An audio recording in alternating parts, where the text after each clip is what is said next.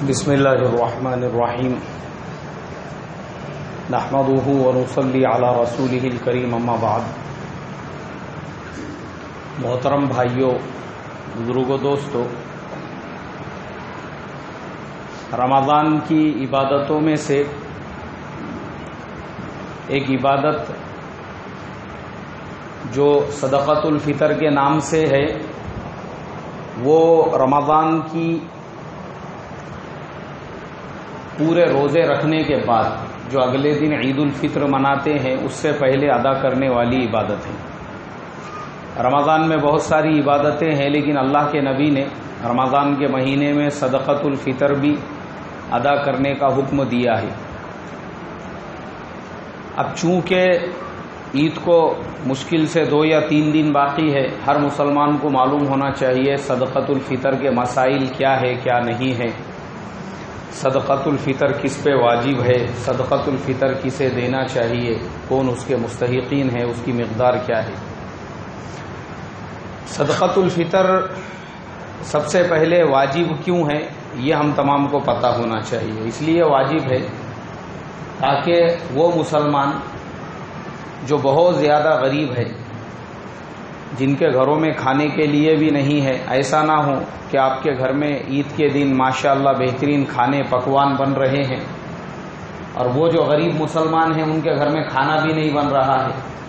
اس کے لیے شریعت نے یہ کہا کہ صدقۃ الفطر کو واجب کیا جاتا ہے ہر مسلمان پر جو صاحب نصاب ہو۔ زکوٰۃ کا نصاب الگ ہے اور صدقہ فطر کا نصاب الگ ہے۔ زکوٰۃ کے نصاب میں آپ کے پاس میں 7.5 تولے سونا، 52.5 تولے چاندی یا ان دونوں کے علاوہ تجارت کا سامان ہے، کیش ہے، اور سب کو ملا کے اگر وہ 52.5 تولے چاندی کے قیمت کو پہنچتا ہے تو آپ صاحب نصاب ہے اور آپ کے اوپر زکوٰۃ فرض ہے۔ صدقۃ الفطر میں ایسا نہیں ہے۔ صدقۃ الفطر میں آپ کے پاس میں جو زائد سامان ہے، اگر اس کی قیمت بھی 52.5 تولے چاندی کو پہنچتی ہے تو بھی آپ پہ صدقۃ الفطر واجب ہے۔ جیسے مثال کے طور پر آپ کے پاس میں رہنے کا گھر ہے اور اس کے علاوہ ایک اور گھر ہے جو آپ نے کرائے سے دیا ہوا ہے، تو آپ کی ضرورت سے زیادہ ہے، اس کی قیمت اگر 52.5 تولے چاندی سے اوپر ہوتی ہے یا اس کے برابر ہوتی ہے تو آپ صاحب نصاب ہے، آپ کو صدقۃ الفطر ادا کرنا پڑے گا۔ اسی طریقے سے آپ کے پاس میں ایسا قیمتی موبائل ہے جس کی قیمت 52.5 تولے چاندی سے اوپر ہے، جیسے 22,000 25,000 کا، صاحب نصاب ہے آپ کے پاس میں ایک موٹر سائیکل کی بجائے 2 گاڑیاں گھر میں ہے، صاحب نصاب ہے آپ۔ اگر آپ کے پاس میں، یعنی آج کے زمانے میں اگر دیکھا جائے گا تو 95% مسلمان ایسے ہیں جن کے اوپر صدقۃ الفطر واجب ہے۔ یہ صدقۃ الفطر کا نصاب ہے کہ آپ کے پاس میں کتنا اماؤنٹ ہونا چاہیے۔ اب کس کے اوپر واجب ہے؟ ایک تو مرد کے اوپر، بالغ مرد ہے، عورت ہے۔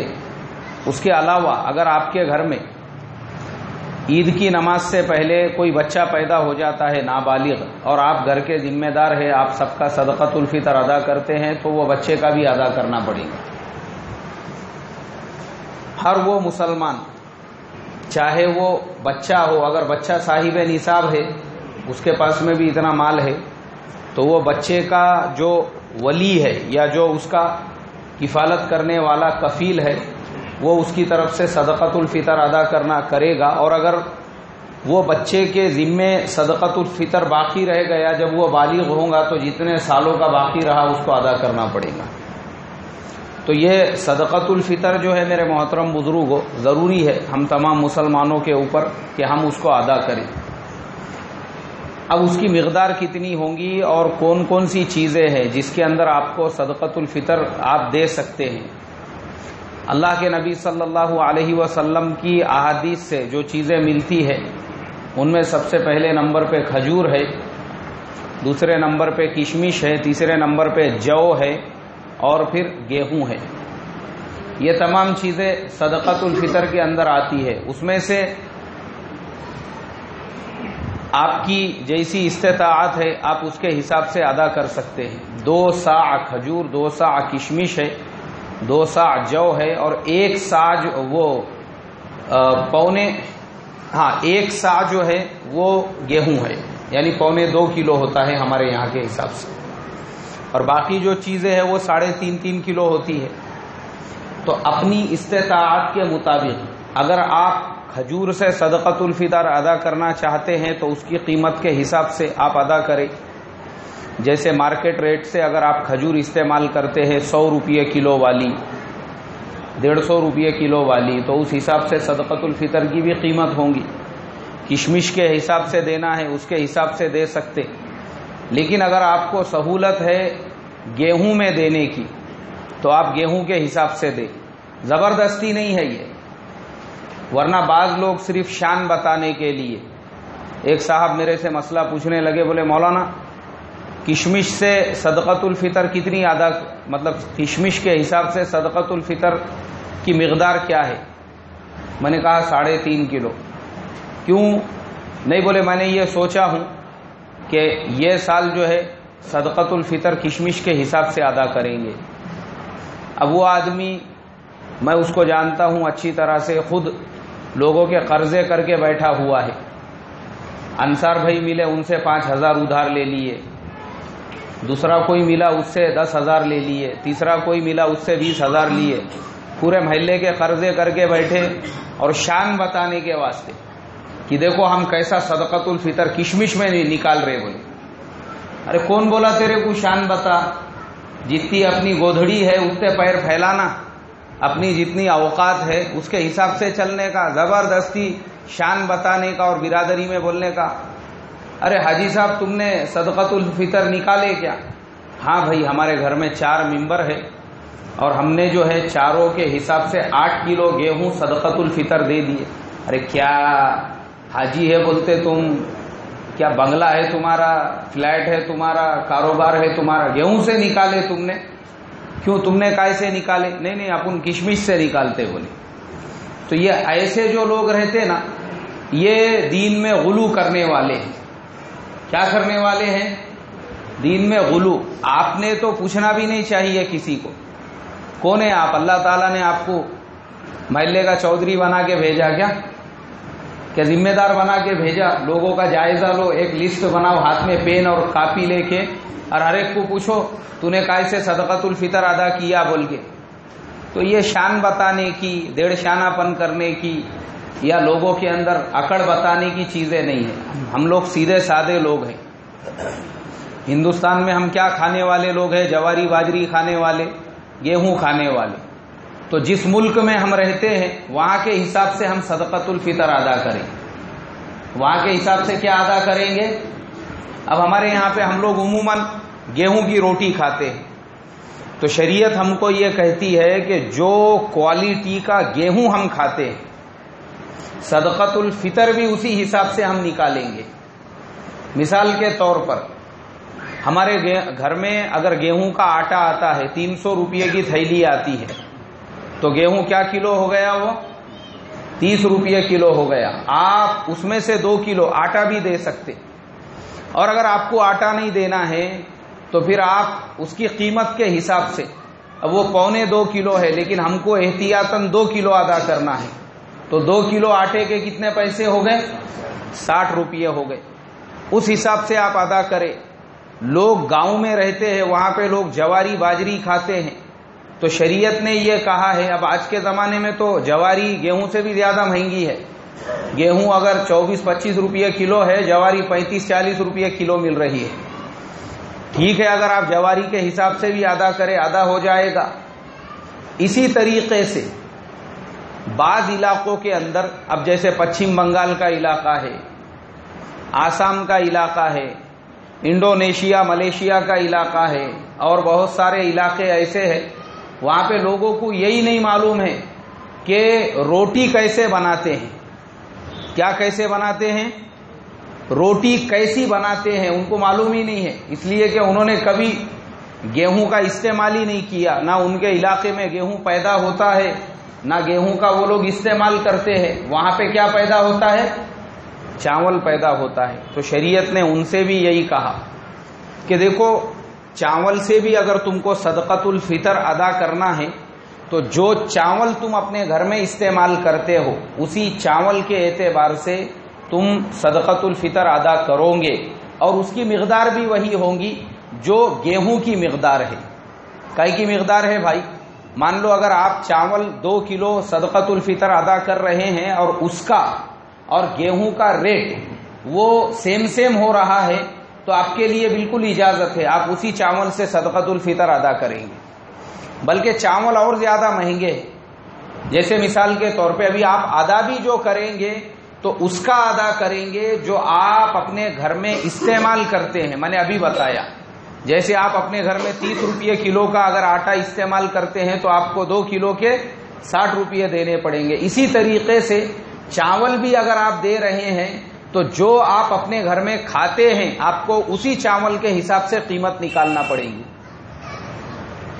اب جیسے مثال کے طور پر آپ راشن کا چاول کھاتے ہیں 10 روپے کلو والا، تو آپ صدقۃ الفطر بھی کس سے ادا کریں گے؟ اسی سے ادا کریں گے۔ یا مان لو آپ اپنے گھر میں راشن کا گیہوں کھاتے ہیں تو وہی گیہوں میں سے آپ صدقۃ الفطر ادا کریں گے۔ لیکن اگر آپ اپنے گھر میں 60 روپے کلو والا چاول کھاتے ہیں، 55 روپے کلو والا، 50 روپے کلو والا، تو آپ اگر صدقۃ الفطر ادا کر رہے ہیں تو یہ نہیں ہے کہ آپ اپنے گھر میں مہنگے والا چاول کھاتے ہیں اور اب آپ صدقۃ الفطر میں ایک دم ہلکے والا، سستے والا، ردی قسم کا چاول دیں گے، تو آپ کا صدقۃ الفطر ادا ہوگا کیا بھائی؟ جو آپ کھاتے ہیں آپ کو اسی کا صدقۃ الفطر کیا کرنا ہے؟ ادا کرنا ہے اسی سے۔ ابھی جیسے مثال کے طور پر میں نے 1-2 چارٹ دیکھا، ابھی آج کل سوشل میڈیا پر جو ہے صدقۃ الفطر کے چارٹ وائرل ہو چکے ہیں۔ کیسے چارٹ؟ جس کے اندر لوگوں نے مختلف علاقوں کے اعتبار سے وہ قیمتیں لکھی ہوئی ہے کہ بولے بھائی گیہوں کے حساب سے آپ دیں گے تو اتنا دو، چاول کے حساب سے دیں گے تو اتنا دو، کشمش کے حساب سے دیں گے تو اتنا دو، اور کھجور کے اعتبار سے دیں گے تو اتنا دو۔ دیکھو یہ جتنے چارٹ مارکیٹ میں چل رہے ہیں یہ سب غیر معتبر ہے۔ کیسے ہے یہ؟ اس کی وجہ یہ ہے ان میں سے بہت سارے چارٹ وہ پاکستان سے بھی انڈیا میں آ چکے ہیں۔ کہاں سے آئے ہوئے ہیں؟ ارے بولو نا بھائی، پڑوس کے ملک سے آئے ہوئے ہیں۔ اب وہ بے وقوفوں کو عقل ہونا چاہیے جو سوشل میڈیا پہ وہ چارٹ چلا رہے ہیں کہ انڈیا اور پاکستان کے کرنسی میں ڈبل کا فرق ہے۔ کتنے کا فرق ہے؟ مثال کے طور پہ ہمارے یہاں کے 2 روپے میں، ہمارے یہاں کے 1 روپے میں وہاں کے 2 روپے ملتے، ہمارے یہاں کے 1 روپے میں وہاں کے 2 روپے ملتے۔ اب ہمارے یہاں پر اگر گیہوں مان لو ہم اس کو 25 روپے کلو کا بھاؤ پکڑ رہے ہیں اور 50 روپے ہمارے یہاں پہ صدقۃ الفطر ہو رہا ہے، تو چونکہ وہاں گیہوں نہیں پیدا ہوتا ہے، وہاں پہ اکثر گیہوں ہندوستان سے ہی جاتا ہے، پنجاب سے، تو وہاں جانے کے بعد اس کی قیمت بھی بڑھ جاتی ہے، تو وہی گیہوں وہاں کے حساب سے، وہاں کے 60 روپے کلو کے حساب سے بکتا ہے، تو وہاں کے 60 روپے کلو کے حساب سے یعنی ہندوستان کے کتنے ہو گئے؟ وہ 30 روپے ہو گئے۔ اب وہاں جو رہنے والے لوگ ہیں وہ جو صدقۃ الفطر ادا کریں گے وہاں کے حساب سے، اب اگر مان لو وہاں کے لوگ وہاں کے قیمت کے حساب سے بھی 2 کلو کا صدقۃ الفطر ادا کرنا چاہے تو وہ 2 کلو کے کتنے پیسے ہوں گے؟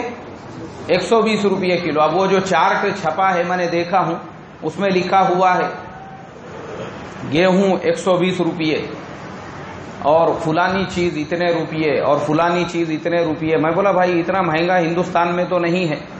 بعد میں تحقیق کرنے پہ پتا چلا کہ یہ چارٹ ہندوستان کا ہے ہی نہیں بلکہ یہ کسی اور ملک کا ہے جو وہاں کی قیمت کے حساب سے یہاں پہ لوگ اس پہ عمل کر رہے ہیں، تو وہاں کے چارٹ پہ یہاں عمل نہیں ہوگا، بلکہ یہاں پر آپ جس مسجد میں نماز پڑھتے ہیں آپ اپنے صدقۃ الفطر کی تصدیق اپنے امام صاحب سے کرائیں۔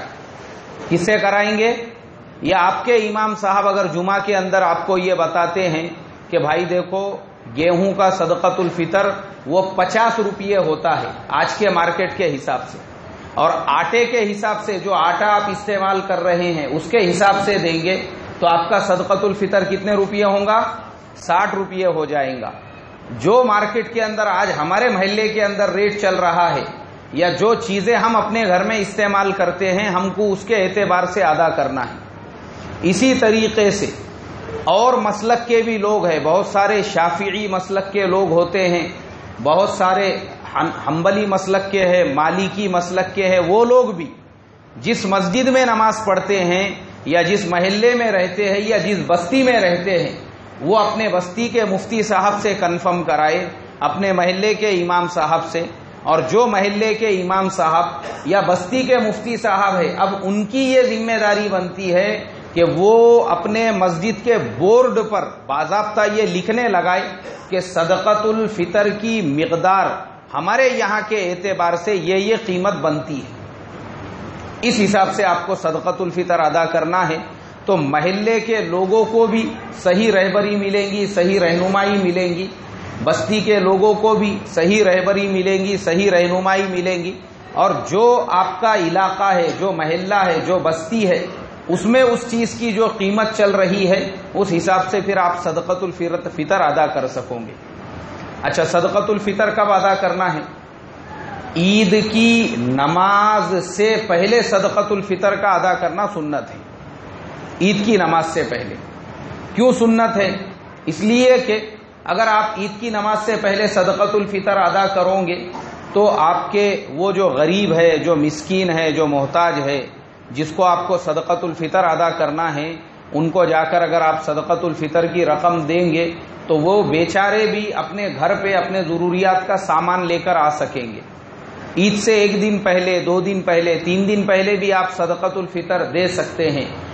ایک آدمی کو ہی پورا صدقۃ الفطر دے سکتے ہیں یا اور کئی مانگنے والوں میں بھی آپ تھوڑی تھوڑی رقم صدقۃ الفطر کی تقسیم کر سکتے ہیں۔ ایسا ضروری نہیں ہے کہ کسی ایک کو ہی پورا صدقۃ الفطر دے دینا، یا یہ بھی ضروری نہیں ہے کہ آپ تمام لوگوں کو ہی ادا کرو، کسی ایک کو بھی آپ دے سکتے ہیں۔ دونوں شکلیں، دونوں صورتیں آپ کے لیے جائز ہے، اس کے اندر کوئی حرج نہیں ہے۔ اسی طریقے سے اگر غیر مسلم ہے اس کو بھی آپ صدقۃ الفطر دے سکتے ہیں۔ جیسے عید کے دن بہت سارے غیر مسلم بھی روڈ پہ، راستے پہ ادھر ادھر بیٹھے ہوئے ہوتے ہیں، ان کی بھی ہم مدد کریں۔ اللہ تبارک و تعالیٰ نے قرآن پاک کے اندر فرمایا ہے تالیف قلب کے بارے میں، مؤلفۃ القلوب، یعنی غیر جو ایمان والے ہیں ان کو زکوٰۃ کا مال آپ نہیں دے سکتے، لیکن صدقے کا مال ان کو دے سکتے ہیں۔ اس کا فائدہ کیا ہے؟ آپ ان کو اپنے اخلاق بتائیں گے کہ مسلمان کیسے ہوتے ہیں، ان کی عید ہے، خوشی کا موقع ہے تو وہ غیروں کو بھی دے رہے ہیں۔ یہ چیزیں ان کے مسلمانوں کے ایمان میں آنے کا اور اسلام سے قریب ہونے کا ذریعہ بنیں گی، ضروری ہے۔ اور خاص طور پہ آج ہندوستان میں جو حالات چل رہے ہیں، کیا ہو رہا ہے ہمارے ملک ہندوستان کے اندر؟ باطل طاقتیں، کچھ طاقتیں مسلمانوں میں اور ہمارے جو ہندو بھائی ہیں جن کے ساتھ ہم ہزاروں سالوں سے ہندوستان میں رہتے آ رہے ہیں، سینکڑوں سال ہم کو ہو چکے ہیں، ہم لوگ ایک ہی گاؤں میں رہتے ہیں، ایک ہی محلوں میں رہتے ہیں، لیکن آج کل کیا ہو گیا، ابھی فی الحال کے 1-2 سالوں میں ملک کا ماحول اتنا خراب کیا گیا ہے کہ ہمارے جو ہندو بھائی ہیں ان کے دلوں میں مسلمانوں کے لیے بدگمانیاں ڈالنے کی، مسلمانوں سے بدظن کرنے کی باضابطہ محنتیں ہو رہی ہے، مسلمانوں کو دیش دروہی ثابت کرنے کی کوششیں ہو رہی ہے۔ ابھی جیسے برہان پور کے اندر ابھی 2-4 دن پہلے شاید کہیں پہ میچ ہو گیا تھا، تو زبردستی مسلم نوجوانوں پہ بہتان لگایا گیا، الزام لگایا گیا کہ یہ مسلم نوجوان وہ کسی اور ملک کی، ہندوستان کے علاوہ بولے وہ دوسرے ملک کی پٹاخے پھوڑ رہے تھے اور وہاں کے نام سے جو ہے یہ نوجوان جشن منا رہے تھے۔ تو ایسے 15 نوجوانوں کو رات میں 12 بجے، 1 بجے، 2 بجے گھروں میں سے کھینچ کے نکالا گیا، ان کو لے جا کے ان پہ دیش دروہ کا کیس کیا گیا، مقدمہ بنایا گیا۔ کتنے نوجوانوں پہ؟ 15 نوجوانوں پہ۔ حالانکہ وہ 15 نوجوان وہ تھے جو دن میں مستری کا کام کرنے والے، گڈھے کھودنے والے، رکشہ چلانے والے، ایک دم غریب محنت مزدوری، جو مشکل سے 100-200 روپے روز کمانے والے۔ مگر چلو اللہ کا فضل ہوا، کرم ہوا، ہمارے جو کچھ سمجھدار مسلم وکیل تھے، کچھ لیڈر ٹائپ کے لوگ تھے، انہوں نے گورنمنٹ پہ پریشر ڈالا، وہ گئے باضابطہ، انہوں نے وہ کیس کو بدلنے کے لیے ریکویسٹ کی، عدالت میں اپلیکیشن دیا، کہ بھائی تمہارے پاس پروف نہیں، ثبوت نہیں، تم تو ان کی زندگی برباد کر رہے ہو، کچھ بھی نہیں ہے. یعنی آج کل کیسا ہو چکا ہے. اس لیے میں ہمارے مسلم نوجوانوں سے کہتا ہوں کہ بھائی بہت زیادہ احتیاط سے رہنے کی ضرورت ہے. آپ کو ضرورت ہی نہیں ہے آپ کسی ملک کی طرفداری کرو، اس ملک کے کھلاڑیوں کی تصویریں سوشل میڈیا پہ ڈالو، یا وہ کون سا ملک میچ کھیل رہا ہے ہم کو کیا لینا دینا، اس کا تذکرہ بھی مت کرو. کیسا ہے مسلمانوں کے دشمن، اسلام کے دشمن چاروں طرف پھیلے ہوئے ہیں، اور وہ خالی اس کے انتظار میں ہی ہے. اب مثال کے طور پہ دوسرے لوگ اگر وہ کچھ بھی کرے ان کے اوپر اتنی بڑی قلم نہیں لگائی جائے گی. اب جیسے مثال کے طور پہ ہندوستان کا ایک بھگوڑا ہے، اس نے ہندوستان کو 15,000 کروڑ کا چونا لگا کے چلے گیا. اب وہ لندن میں عیش کر رہا ہے. کیا کر رہا ہے؟ ہاں عیش. وہاں پہ بھی اس کا کم سے کم 100-150 کروڑ کا بنگلہ ہے، اور ماشاءاللہ وہ ہر جگہ گھوم پھر رہا ہے. اس کے لیے کوئی روک نہیں ہے، اس کے اوپر کوئی کیس کرنے والا نہیں ہے، اس کو کوئی پکڑنے والا نہیں ہے، اس کا پاسپورٹ کوئی منسوخ کرنے والا نہیں ہے، اس کو وہاں سے کوئی یہاں پہ لے کر آنے والا نہیں ہے. ملک کو سب سے بڑا دیش دروہی تو یہ ہے جس نے تمہارے ملک کو 15,000 کا چونا لگایا. ان کو وہ نہیں نظر آئے گا. وہ بیچارے معصوم مسلم نوجوان غریب قرضے سے لوگوں سے ادھار پیسے لے کے رکشہ لے کے چلا رہے، ان کو وہ نظر آئیں گے. دن میں مستری کا کام کرنے والے، گڈھے کھودنے والے، کھیتوں میں جانوروں کو چرانے والے، ان کو وہ نظر آئیں گے. ایسے 15 نوجوان رات میں 12 بجے 1 بجے 2 بجے. مگر ہمارے جو مسلم وکیل تھے اور ماشاءاللہ کچھ جو سوشل ورکر تھے، انہوں نے بھاگ دوڑ کی اور انہوں نے وہاں پہ کورٹ کے اندر اپلیکیشن دیا، اور ان کی بھاگ دوڑ کا نتیجہ یہ ہوا کہ کم سے کم وہ 15 مسلمانوں کے نام پہ سے دیش دروہ کی قلم ہٹا دی گئی. انہوں نے کہا کون سے حساب سے تم لگا رہے؟ اچھا دیش دروہ کی قلم لگنے کا نقصان کیا ہے؟ تمہارا پاسپورٹ نہیں بنتا زندگی بھر، نہ تم حج کو جا سکتے نہ عمرے کو جا سکتے، زندگی بھر تم الیکشن میں نہیں کھڑے رہ سکتے، تم گورنمنٹ جاب نہیں کر سکتے، پرائیویٹ جاب اگر تم کو کرنا ہے پولیس تم کو NOC نہیں دیتی، وہ بھی نہیں کر سکتے. تم نے زندگی بھر یا تو رکشہ چلانا، یا تو گڈھے کھودنا، یا تو کسی ہوٹل کا ٹیبل صاف کرنا، یا تو تم نے مزدوری کا کام کرنا، تم نے وہی کرنا.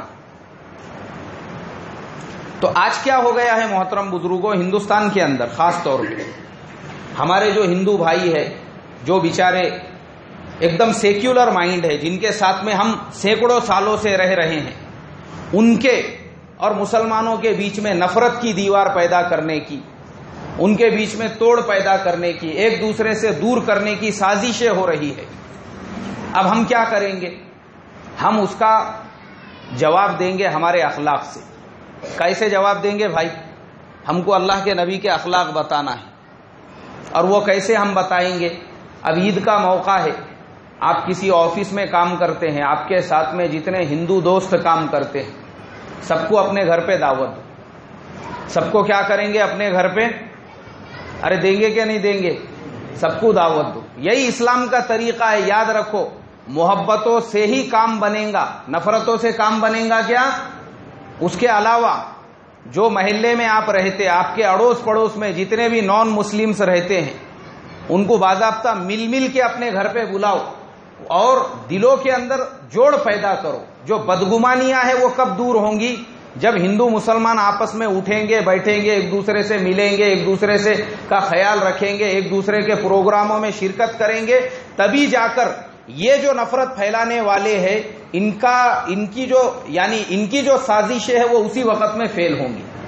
ارے میں تو یہ کہوں گا کہ عید کے بعد مسلمانوں نے اپنے اپنے محلوں میں عید ملن کے پروگرام رکھنا چاہیے. کائی کے پروگرام رکھنا چاہیے؟ عید ملن کے پروگرام. اور وہ عید ملن کے پروگراموں میں اپنے علاقے کے جتنے بھی غیر مسلم ہمارے دوست ہیں، جتنے بھی ہمارے غیر مسلم جان پہچان والے ہیں، جتنے بھی پولیٹیکل لوگ ہیں، چاہے وہ کسی بھی پارٹی کے ہو، ان کو بلاؤ اپنے محلوں میں، ان کو اپنے ساتھ میں بٹھاؤ، ان کے ساتھ میں اٹھو بیٹھو. ان کو جب تک ہم لوگ اپنے گھروں پہ دعوت نہیں دیں گے، ان کے ساتھ اخلاق کا معاملہ نہیں کریں گے، تب تک یاد رکھو آپس کی نفرتیں دور ہوں گی کیا؟ اور آج بہت ضرورت ہے اس کی.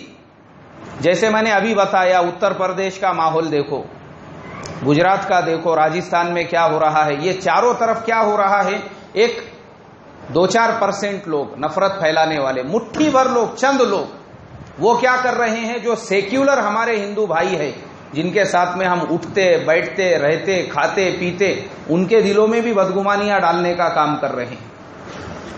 ہم ان کی یہ سازشوں کو کیسے فیل کریں گے؟ ہم بھی پروگرام کریں گے، ہم بھی عید ملن کا پروگرام رکھیں گے، ہم بھی اپنے گھروں کے اندر عید کے دن جو ہے جتنے ہمارے اڑوس پڑوس کے نان مسلمس ہیں، جتنے ہمارے محلے کے نان مسلمس ہیں، بستی کے نان مسلم، سب کو دعوت دیں گے، سب کو بلائیں گے اپنے گھروں پہ۔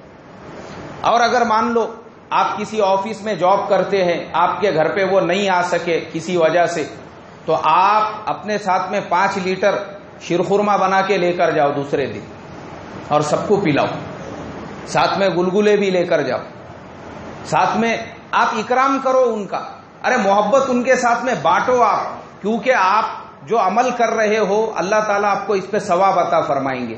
کیوں؟ قرآن میں فرمایا مؤلفۃ القلوب، یعنی ان کے دلوں میں تالیف قلب، آپ ان کے دلوں سے اسلام کے بارے میں جو بدگمانیاں ہیں وہ دور کر رہے ہیں۔ اب جب آپ ان کے دلوں سے بدگمانیاں دور کریں گے، مجھے بتاؤ آپ کو ثواب ملے گا یا نہیں ملے گا؟ ارے بھائی ملے گا کیا نہیں ملے گا؟ بالکل ملے گا۔ ان کے دلوں میں بدگمانیاں کب پیدا ہوتی ہے؟ وہ کبھی مسجد میں نہیں آتے، مسجد سے دور رہتے، دور سے ان کو مسجد دکھتی، ان کو پتہ ہی نہیں چلتا کہ مسجد کے اندر کیا ہو رہا ہے۔ اس کے بعد میں کیا پیدا ہوتی ہے؟ بدگمانیاں پیدا ہوتی ہے۔ ویسا مت کرو، لاؤ ان کو۔ اللہ کے نبی کے زمانے میں کیا ہوتا تھا؟ یہود و نصارہ حضور سے مسجد میں آ کر ملتے تھے، مشرکین اللہ کے نبی سے مسجد میں آ کر ملتے تھے۔ اللہ کے نبی نے غزوہ حنین، جیسے رات کو میں نے جیرانہ کا واقعہ بتایا کہ وہاں سے عمرہ کرنا چاہیے، وہ جیرانہ میں جو غزوہ حنین کا مال جو تقسیم ہوا، آپ کو معلوم ہے آدھے سے زیادہ مال اللہ کے نبی صلی اللہ علیہ وسلم نے مشرکین میں تقسیم کیا، غنیمت کا مال۔ کائے کا مال بھائی؟ غنیمت کا مال۔ کائے کے واسطے تقسیم کیا؟ اس لیے کہ مکے میں ابھی بھی کچھ لوگ باقی تھے جو مسلمان نہیں ہوئے تھے، لوگوں میں آپس میں اس مسئلے کو لے کے آپس میں چھیمی گوئیاں بھی ہونے لگی۔ ارے حضور نے بولے جو مسلمان نہیں ہوئے ان میں بھی تقسیم کیا۔ تب اللہ کے نبی نے سب کو جمع کیا، ایک بیان کیا، خطبہ دیا ان کے سامنے، اور کہا کہ دیکھو یہ نئے نئے لوگ ہیں، ان کے دل میں تالیف قلب کے لیے دینے میں کوئی حرج نہیں ہے، ان کو لے جانے دو اپنے ساتھ میں غنیمت کا مال۔ اللہ کے نبی نے خطبہ دیا باضابطہ۔ تو یہ ہم کو حدیث کی کتابوں سے ملتا ہے، اس لیے ہم بھی اس کے اوپر عمل کرتے ہوئے میرے محترم بزرگوں، اپنے جو غیر ایمان والے پڑوسی ہے، اپنے ساتھ میں رہنے والے ہیں، جو چند فیصد لوگ نفرتیں پیدا کرنا چاہتے ہیں، ان کی سازشوں کو فیل کرتے ہوئے محبت کا پیغام دے۔ ہماری عید تو کائے کا پیغام دینے والی ہے؟ محبتوں کا پیغام دینے والی ہے، آپس میں جوڑ کا پیغام دینے والی ہے۔ ہم اس کی فکر کریں، کوشش کریں گے انشاءاللہ۔ ہاں، اللہ مجھے آپ کو عمل کی توفیق عطا فرمائے۔ ابھی جن کی سنتیں باقی ہے وہ ساتھی پڑھ لیں۔